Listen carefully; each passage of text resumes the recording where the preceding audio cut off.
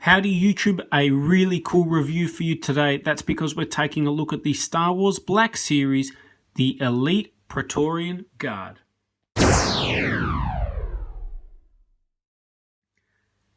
In terms of designs, I thought that they absolutely nailed it. Really cool, intimidating, great in combat. It was nice to finally see the Emperor's Guard actually do something. In the original trilogy, of course, they make an appearance. They look very ominous, but they don't actually engage in any combat.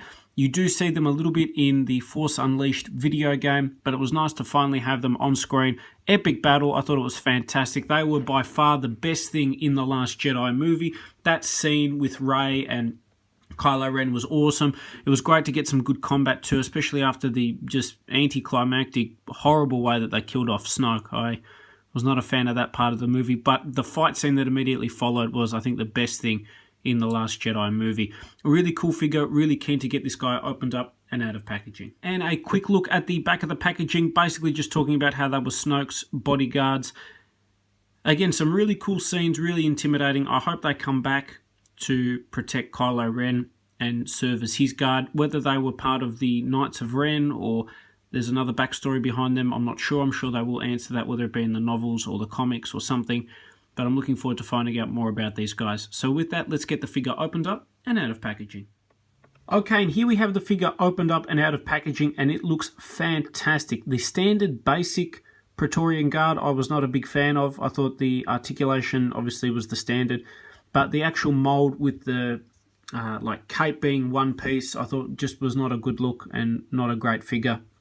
This guy, on the other hand, is fantastic. Great detailing. I love the samurai feel to it. Almost like a kendo style helmet as well, which was pretty cool. Just looks like a menacing figure. It's what you would want to be guarding the Emperor if you were some sort of First Order dignitary. Really, really cool. Now, I will bring in some of the other Emperor Guard figures that we've had over the years for comparison, but in the meantime, this guy's got a ball-jointed head, ball-jointed arms, and it's not too hindered by the shoulder pads, which is good. Ball-jointed elbows, ball-jointed wrists.